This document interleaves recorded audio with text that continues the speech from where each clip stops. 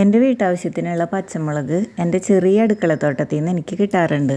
മുറ്റത്ത് തന്നെ ഗ്രോ ബാഗിൽ ഞാൻ കുറച്ച് മുളക് തൈകൾ വെച്ചിട്ടുണ്ട്. ആ മുളക് തൈകളാണ് കേട്ടോ ഈ കാണുന്നത്. നല്ലപോലെ മുളക് ഉണ്ടായിട്ടുണ്ട്. അപ്പോൾ ഇന്നത്തെ കറിക്ക് ആവശ്യമായിട്ടുള്ള പച്ചമുളക് പറിച്ചെടുക്കാനായിട്ടാണ് ഞാനിപ്പോൾ വന്നിട്ടുള്ളത്. കണ്ടോ, നല്ല വലുപ്പത്തിലുള്ള പച്ചമുളകുകളാണ് കേട്ടോ ഇതൊക്കെ. എൻ്റെ കയ്യിൽ നല്ല ഒറിജിനൽ കാന്താരി മുളകിൻ്റെ 1-2 തൈകളുണ്ട്. അതിലൊക്കെ ഇപ്പോൾ കായകൾ പിടിച്ചിട്ടുണ്ട്. ഇത് കൊളസ്ട്രോളിനൊക്കെ വളരെ നല്ലതാണ് കേട്ടോ. ഈ കാണുന്നത് കടലാസ് മുളകാണ്. ഇത് നല്ല വെള്ള നിറത്തിലാണ് ഉണ്ടാവാറുള്ളത്. നല്ല എരിവും നല്ല മണമൊക്കെയുള്ളൊരു മുളകാണിത്.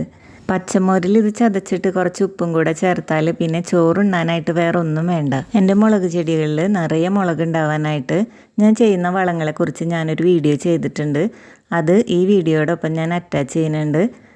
അതിനെക്കുറിച്ച് അറിയണം എന്നുള്ളവർ തീർച്ചയായിട്ടും ആ വീഡിയോ കാണണം. ചെറിയൊരു പച്ചക്കറിത്തോട്ടം ഉണ്ടാക്കുന്നവർക്കൊക്കെ